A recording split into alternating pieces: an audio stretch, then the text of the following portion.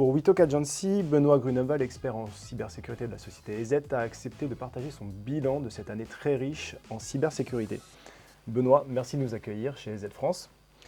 Mes questions sont simples. Sur le front de la cybersécurité et de la cybercriminalité, les actualités ont été très nombreuses cette année. Quel bilan tires-tu de cette année 2024 et quels en ont été, selon toi, les faits marquants ? Tu fais bien de noter qu'il y a deux éléments complémentaires, à la fois les attaques menées par des grands groupes, souvent affiliés à des États, et puis la cybercriminalité qui va plutôt viser les particuliers. Sur le côté cybercriminalité, sur les particuliers, on voit qu'il y a eu énormément de fuites de données. On voit également qu'il y a des problèmes liés à la désinformation sur les réseaux sociaux notamment. On a vu des problématiques liées à Telegram, notamment l'arrestation du CEO Pavel Durov qui a fait bouger les lignes. L'avenir nous dira s'il y a beaucoup plus de coopération. Mais en tout cas, ce que l'on voit, c'est qu'il y a sur ces réseaux sociaux, finalement, des usages qui sont au-delà de la messagerie et qui vont sur de la désinformation, de l'achat-revente d'éléments, on va dire, illégaux, voire même, on l'a vu, il y a eu en Corée du Sud, par exemple, des manifestations qui sont liées à la propagation véritablement importante de deepfakes pornographiques qui ont amené à l'État sud-coréen à prendre des décisions et à vouloir légiférer, ce qui d'ailleurs est déjà le cas en France. Un deepfake qui porte atteinte à la dignité d'une personne est passible de 3 ans d'emprisonnement et jusqu'à 75 000 € d'amende.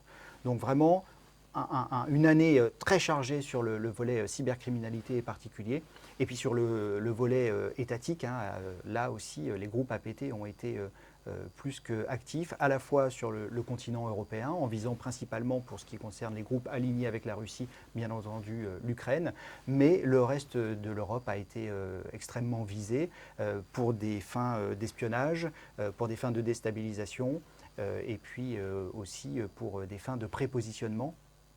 On l'a vu, ça aussi aux États-Unis, des implants qui sont mis dans ce qu'on appelait avant OIV, qui va être modifié avec NIS 2 et REC, mais voilà, des implants qui sont là pour se prépositionner et agir le cas échéant si besoin est.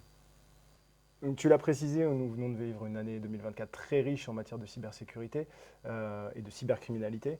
Il n'y a pas de raison que cette année 2025 soit moins dense que celle qu'on vient de vivre. On entend beaucoup parler d'intelligence artificielle, on entend beaucoup parler de fuite de données, d'arnaques en ligne. On a vu des coups de filet des forces de l'ordre sur des gros groupes d'attaquants. Donc preuve que la coopération internationale fonctionne bien aussi. À quoi s'attendre selon toi pour cette nouvelle année 2025 ? Sur le paysage de la coopération et des coups de filet, sur la fin de l'année 2024, on a vu énormément d'arrestations de suspects. On en a vu 1000 en Afrique, on en a vu 5000 dans le monde. EZ a participé à l'opération Magnus qui a visé à démanteler un réseau d'info-stealers que sont Redline Stealer et Metastealer. Il y a des beaux succès. On peut gager qu'il y aura encore de beaux succès en 2025. Je ne vois pas pourquoi les autorités arrêteraient de coopérer et de mener ces coups de filet.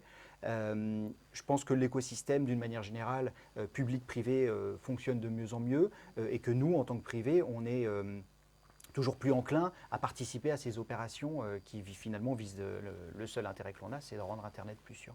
Donc ça, c'est la première chose. Effectivement, les coopérations en 2025, il y a de fortes chances pour que cela continue et qu'on continue à avoir des beaux coups de filet. Ça, c'est le premier point. On a vu aussi que la scène du rançongiciel a été quelque peu perturbée. Il y a eu notamment des arrestations. Donc, on voit que Ransom Hub prend plus ou moins la tête des différents groupes de cybercriminels. Je ne me hasarderai pas trop sur les prédictions sur les groupes de rançongiciel parce que c'est un paysage qui est mouvant et difficile à prédire. Par contre, leur objectif, il est clairement là, il est toujours là, il sera toujours là en 2025. Donc, on va encore avoir des attaques de rançongiciel. Les entreprises de toute taille devront s'y préparer. Et en particulier, l'arrivée de NIS 2, le volet législatif quand même va être pour moi très important sur 2025. Il va emmener beaucoup d'entreprises qui n'étaient pas encore dans un cadre réglementaire et qui le seront en 2025 avec l'application prochaine, on l'espère, de NIS 2. Ok. Enfin, dernière question, tu es connu pour faire beaucoup de sensibilisation, notamment auprès du grand public, mais pas que. Quels seraient tes conseils pour nous autres particuliers pour bénéficier d'une vie numérique un peu plus sûre en 2025 ? Alors, c'est très difficile. Je vais mettre ces conseils sous une bannière cyberhygiène.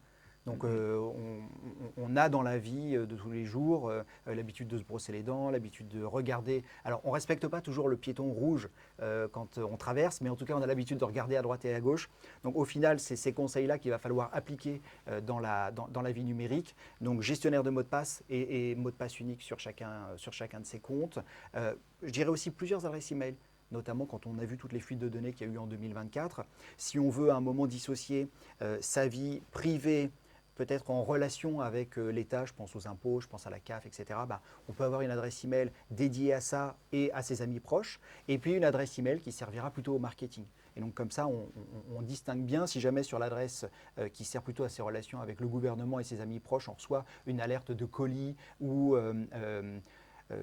un PV non payé, etc., on sera beaucoup plus regardant et beaucoup plus suspicieux sur cette adresse-là.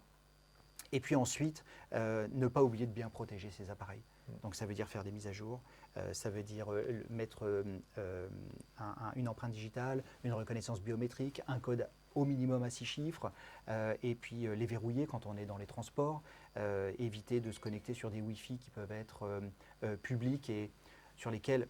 Alors les Wi-Fi publics ont fait un grand travail pour être plus sécure, mais malgré tout, on va faire attention à qui est à côté de nous sur le Wi-Fi de manière numérique.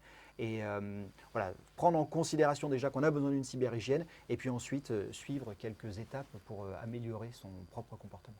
Très bien. Écoute, merci beaucoup pour ce bilan, ces prédictions et ces bons conseils. Et à bientôt pour une nouvelle année cyber. Merci à toi, à bientôt. Merci.